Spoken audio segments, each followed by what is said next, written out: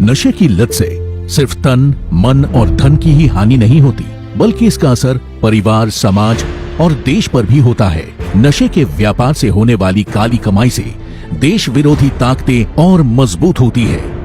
कि narcotics trade को anti social elements, anti national elements यानी असामाजिक तत्वों द्वारा नियंत्रित किया जाता है, जो राष्ट्र की शांति और सद्भावना को नष्ट करने पर तुले हैं। नशे के चंगुल में फंसे युवाओं को निकालने के लिए प्रधानमंत्री नरेंद्र मोदी ने नशा मुक्त भारत का आह्वान किया है। इस आह्वान को संकल्प बनाते हुए गृह मंत्री अमित शाह ने नशे के खिलाफ जीरो टॉलरेंस की नीति पर चलते हुए त्रिसूत्रीय रणनीति से नशे के कारोबार पर नकेल कसने की दिशा में काम शुरू किया और अनेक कदम उठाए, जैसे कि एनकॉड का गठन करना, एनसीबी को राष्ट्रीय स्तर पर नोडल एजेंसी बनाना, जेसीसी का गठन, दोहरे उपयोग वाली दवाओं के दुरुपयोग को रोकने के लिए स्थायी इंटर मिनिस्टेरियल कमेटी, एकीकृत डेटाबेस निदान, ड्रग्स ट्रैफिकिंग के ट्रेंड एनालिसिस एवं डेटाबेस मैनेजमेंट के लिए SIMS ई पोर्टल, राष्ट्रीय नारकोटिक्स K9 पुल की स्थापना, ईडी और अन्य खुफिया एजेंसियों द्वारा विश्लेषण व संपत्ति जब्ती इत्यादि। जो ड्रग के कारोबारी है, जो व्यापारी है, इसके सामने रूथलेस अप्रोच के साथ कड़ी से कड़ी कार्रवाई करते हुए हमने नहीं रुकना चाहिए। अगर ये करते हैं तभी जाकर इस लड़ाई को गति मिलेगी और लोग इस लड़ाई में आने से पहले अपने आप को 1000 बार सोचेंगे।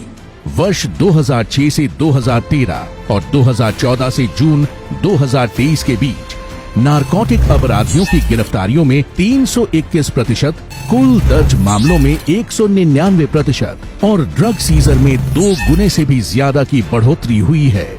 इसी नीति के तहत दूरस्थ पहाड़ी क्षेत्रों में अफीम और गांजे की अवैध खेती पर रोकथाम के लिए ड्रोन, सैटेलाइट और अन्य आधुनिक तकनीकों का इस्तेमाल कर एरिया मैपिंग के निर्देश दिए गए हैं।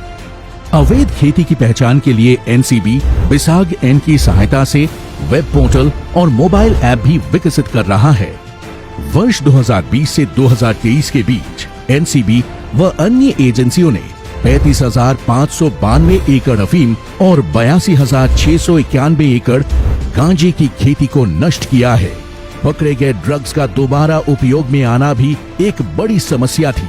इसका समाधान करते हुए गृह मंत्री अमित शाह ने इन मादक पदार्थों को नष्ट करने के लिए एक विशेष अभियान शुरू किया।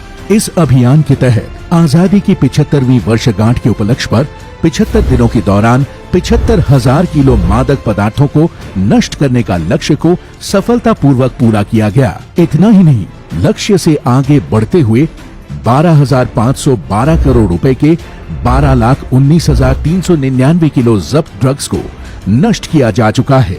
गृह मंत्री अमित शाह की उपस्थिति में विभिन्न कार्यक्रमों के दौरान देश भर में जब्त ड्रग्स को नष्ट किया गया, जैसे बेंगलुरु कार्यक्रम में 9,298 किलो, चंडीगढ़ में 31,000 किलो, गांधीनगर में 12,438 किलो, गुवाहाटी में 40,000 किलो और नई दिल्ली में 1,44,000 किलो ड्रग्स।